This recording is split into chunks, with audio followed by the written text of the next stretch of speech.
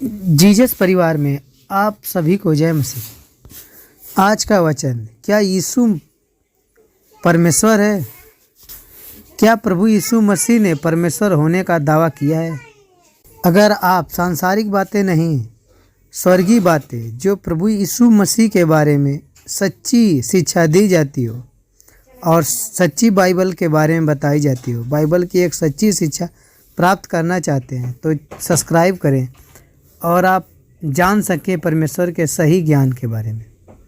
आज का वचन है, आपने सुना कि क्या यीशु परमेश्वर है? क्या यीशु ने परमेश्वर होने का दावा किया है?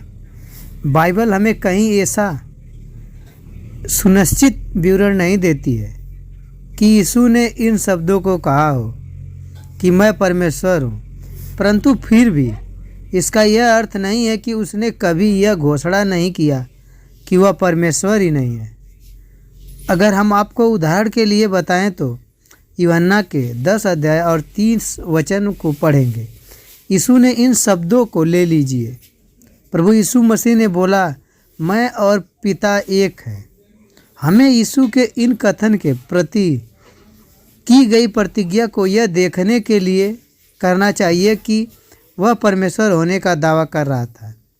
इसी कारण से उन्होंने इसका पथराव किया। जो यहूदी थे उन्होंने तुरंत प्रभु पे पथराव करना शुरू किया।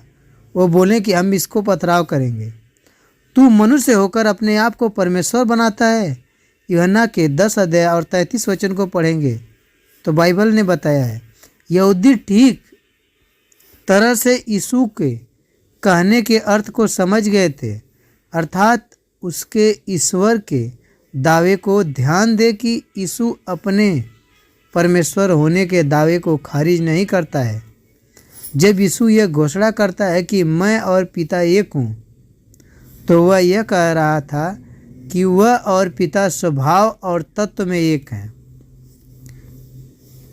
एक अन्य उदाहरण है, यूहन्ना के 8 अध्याय और 58 वचन को पढ़ेंगे। यीशु ने घोषणा किया कि मैं तुमसे सच सच कहता हूँ कि पहले इसके कि अब्राहम उत्पन्न हुआ, मैं हूँ। जिन यहूदियों ने इन कथन को सुना, उनकी प्रतिज्ञा पत्थरों को उठाकर इस निंदा के कारण उसका पथराव करके मारना था। बिल्कुल वैसे ही मूसा की व्यवस्था ने उन्हें आदेश दिया था।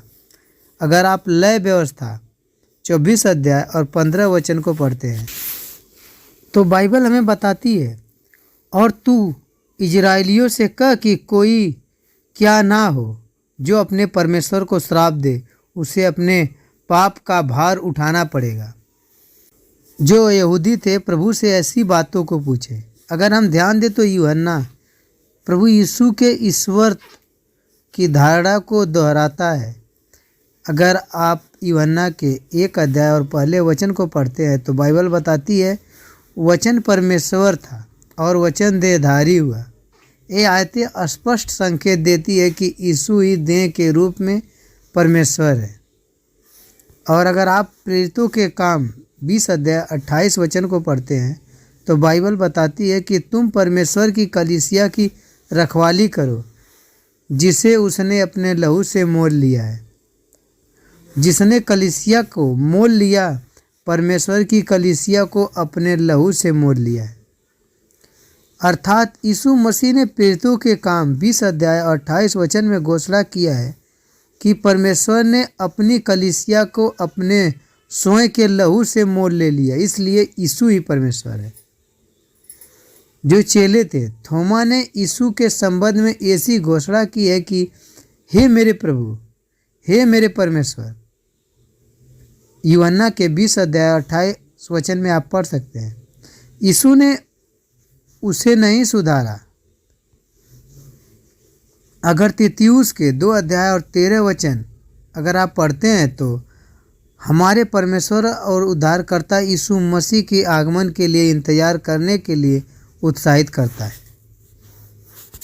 इब्रानियों के 1 अध्याय और 8 वचन को अगर आप पढ़ते हैं तो पिता यीशु के लिए ऐसी घोषणा करता है कि परंतु पुत्र के विषय में कहता है कि हे परमेश्वर, तेरा सिंहासन युगायुग रहेगा, तेरे राज्य का राजदंड न्याय का राजदंड है।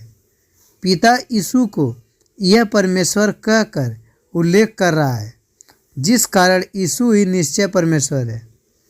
अगर प्रकाशित वाक्य में यह स्वर्गदूत प्रेरित यूहन्ना को केवल परमेश्वर को ही दंडवत करने के लिए निर्देश देता है, तब मैं उसको दंडवत करने के लिए उसके पांवों पर गिरा। उसने मुझसे कहा, ऐसा मत कर, मैं तेरा और तेरे भाइयों का संगी दास हूँ जो यीशु की गवाही देने पर स्थिर है। परमेश्वर ही को दंडवत कर, क्योंकि यीशु की गवाही भविष्यवाणी की आत्मा है। पवित्र शास्त्र में कई बार प्रभु यीशु मसीह के बारे में आराधनाओं को प्राप्त किया है और कई बार बताया गया है।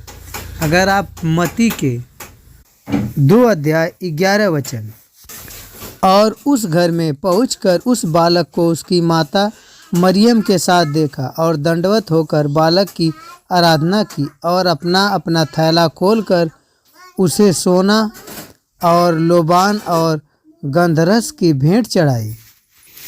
14:33 इस पर जो नाव पर थे उन्होंने उसकी आराधना करके कहा, सचमुच तू परमेश्वर का पुत्र है। 28:9 तब यीशु उन्हें मिला और कहा, सुखी रहो, और उन्होंने पास आकर और उसके पांव पकड़कर उसको दंडवत किया। 17 उन्होंने उनके दर्शन पाकर उसे प्रणाम किया, पर किसी किसी को संदेह हुआ। यीशु ने उसके पास आकर कहा, स्वर्ग और पृथ्वी का सारा अधिकार मुझे दिया गया है। लुक्का के 24:52 और वे उसको दंडवत करके बड़े आनंद से यरूशलेम को लौट गए। यूहन्ना 9:38 उसने कहा, हे प्रभु, मैं विश्वास करता हूँ, और उसे दंडवत किया। पवित्र शास्त्र में कई बार ऐसे प्रभु के बारे में बताया गया। उसने लोगों को कभी भी उसकी आराधना करने के लिए नहीं फटकारा।